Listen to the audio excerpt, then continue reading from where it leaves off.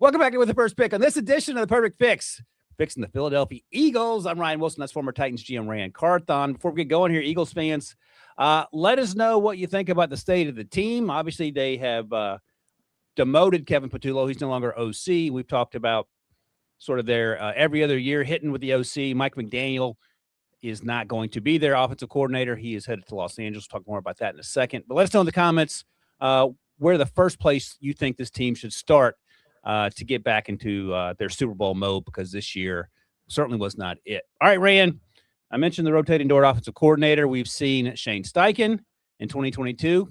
Really good job. They went to the Super Bowl, parlayed that into a head coaching job for him. Then it was Brian Johnson, didn't work out. Then it was Kellen Moore, won the Super Bowl. He got a head coaching job. And this year, Kevin Patullo, they were on the struggle bus. The run game wasn't working. It felt like Jalen Hurts was disjointed at times. And A.J. Brown was A.J. Brown. So let's talk about some of the guys they've talked to, interviewed, maybe some candidates that you like. You mentioned Mike McDaniel. That felt like the perfect fit, but he is now in Los Angeles with Jim Harbaugh. So here are the guys they've interviewed. Brian Dable for the offensive coordinator job. Zach Robinson they interviewed. He just got hired, I believe. Tampa. In Tampa, thank you. Mike Kafka, who was the OC and then the head coach interim basis for the Giants. They've since moved on to John Harbaugh, of course. Jim Bob Cooter, the Colts OC. And Josh Grizzard, who was the OC in Tampa, is now out there. Mentioned Mike McDaniel. They brought in Bobby Sloak as an option, Charlie Weiss Jr., Cliff Kingsbury. Those are guys also out there. So tell me, what makes the most sense to get the most out of Jalen Hurts and get this run game going again, and also give you that Shane Steichen, Kellen Moore type of punch to get back to where you want to be? Yeah, I mean, for me, this probably, if you're talking about offensive coordinator job, this would be, I just say based on the talent on the field, this would be the most coveted job and potentially the best job.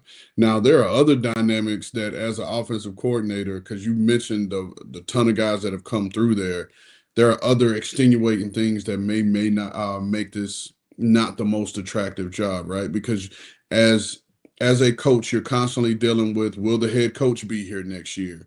And then the involvement of the front office and how involved they are with the coaching staff. And so that may make it less attractive to some offensive coordinators, depending on who you are. But it's like you said, Ryan, Mike McDaniel would have been a great fit in terms of his ability to maximize everyone in the offense and get everyone their touches. When he was in Miami, we wondered, how can you get the running back the ball? How can you get Tyreek Hill the ball enough? How can you get Jalen Waddle the ball? Well, they did, and everyone was productive over a course of time. But you mentioned Zach Robinson. There was a report that came out that he was being named offensive coordinator in Tampa Bay.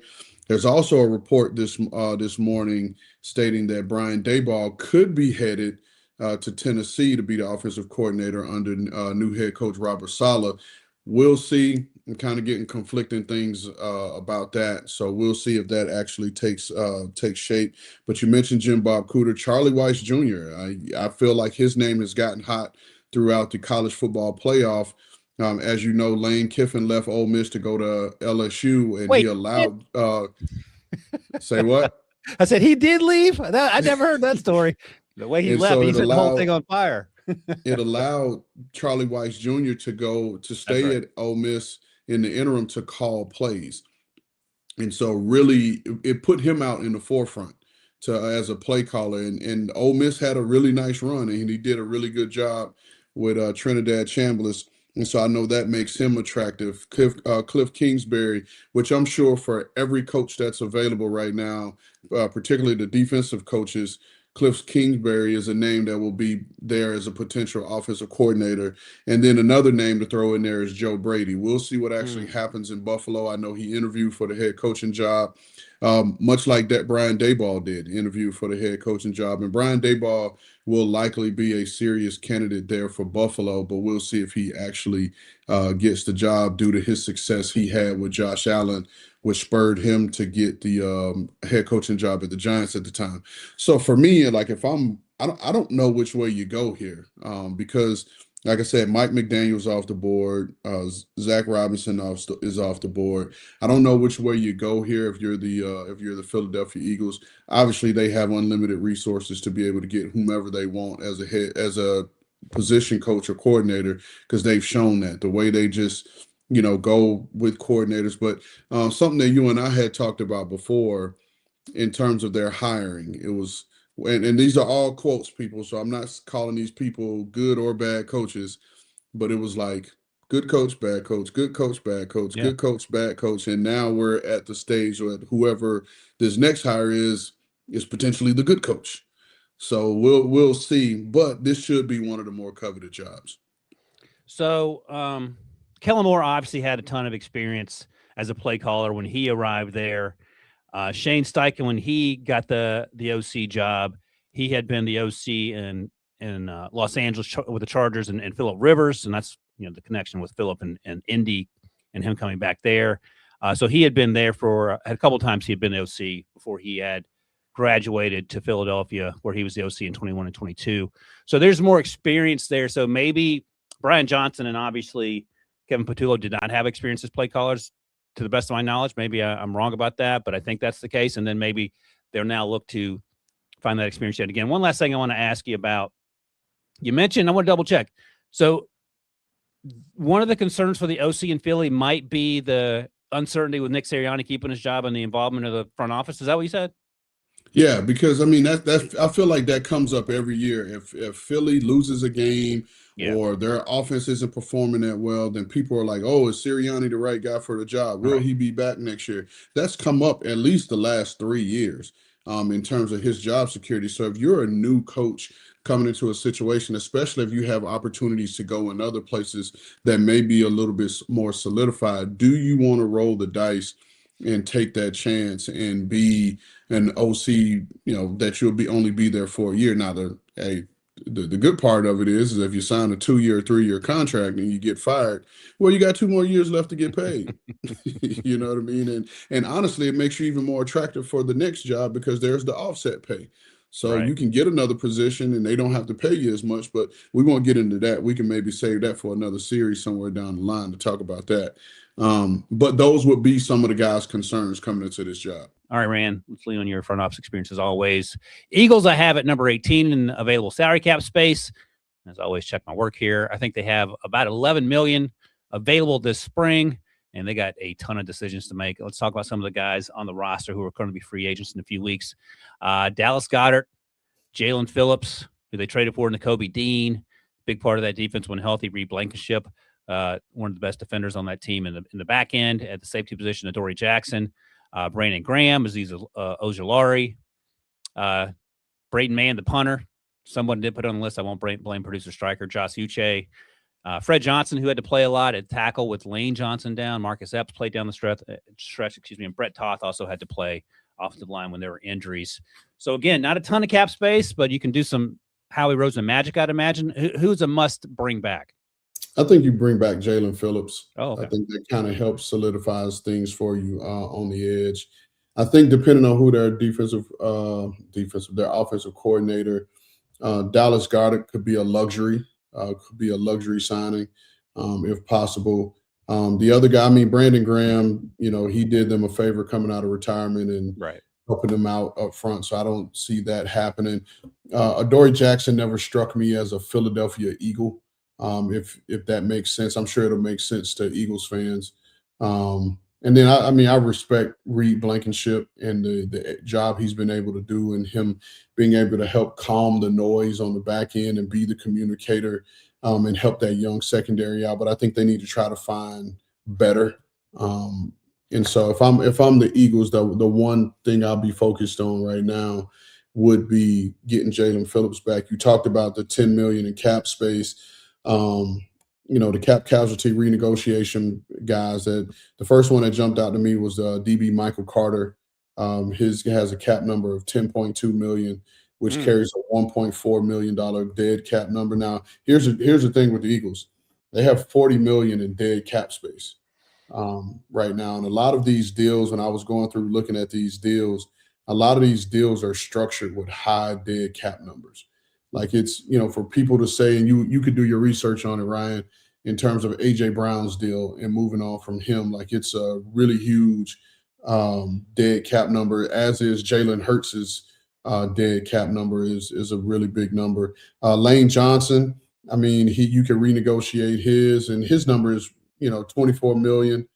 You can probably convert some of that into a signing bonus or a roster bonus or whatever the case may be to give you that little bit of relief. But even his deal, if you would just say you were to cut him, he has a $40.1 million dead cap number. So a lot of these deals and the creativity in which how he constructs these deals features a lot of dead cap money.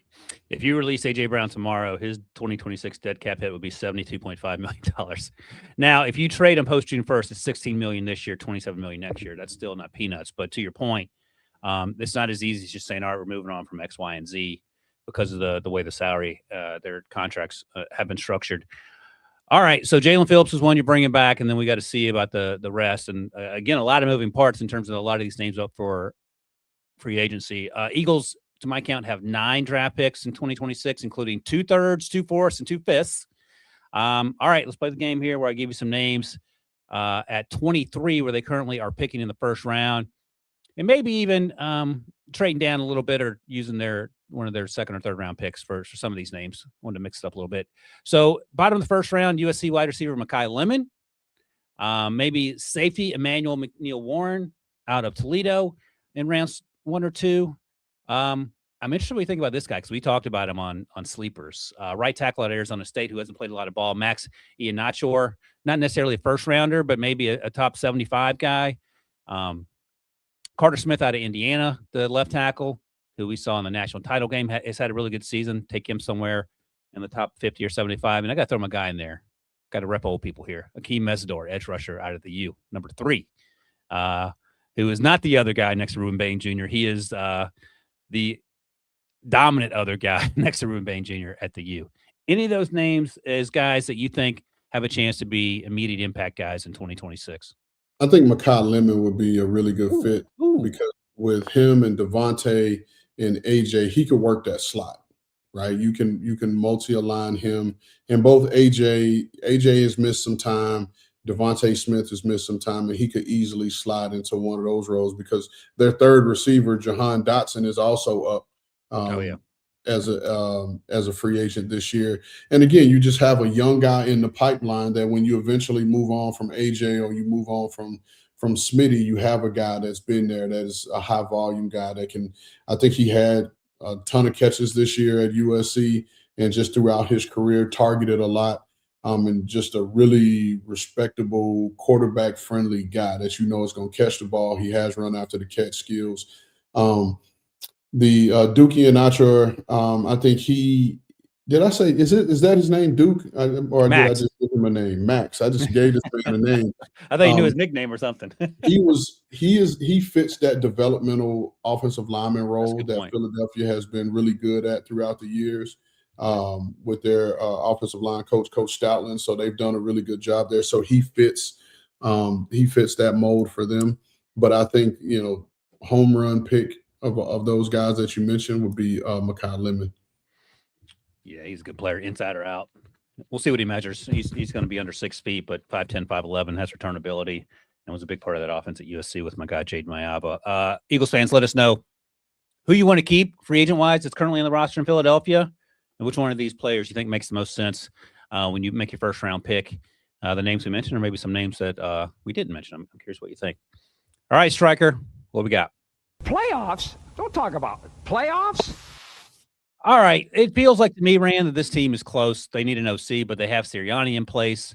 And Sirianni, for all the things you want to say, that maybe not be nice about him. He wins football games and deal with it, I suppose. The NFC East feels like it's wide open. So I think even though there are a lot of questions that we talked about with this Eagles team, they get the OC right. And your guy, for example, Mike McDaniel is there. They're going to be the favorites to win the division because of the players they have under contract, and they can sort out the rest with the draft and Howie Roseman's ability to stock a roster. So I think this team is right back in the mix next year. And history tells us every other year when you get the upgraded coordinator, you go to the Super Bowl. Yeah, I agree. I agree 100%. And you expect Washington to bounce back, Jaden Daniels be healthy, and we'll see what they do. And we've talked about already on the pod about how to fix them. So they have a lot of holes. They have a lot of things that they need to fix, which included hiring a new OC, a new DC.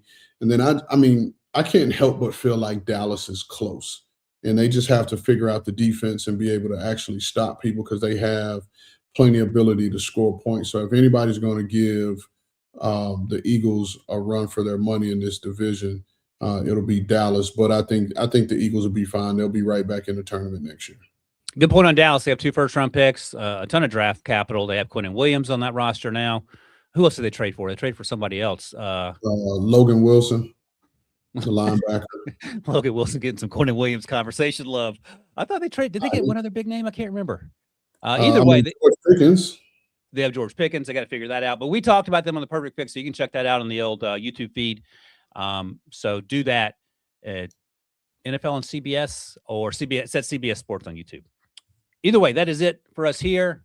One last time, Eagles fans, let us know what you think about our ideas, the Perfect Fix, and what your ideas are, and if they're similar or dissimilar. I have some ideas about that. In the meantime, hit that subscribe button. Thanks as always for watching and listening, and we will see you guys in the next one.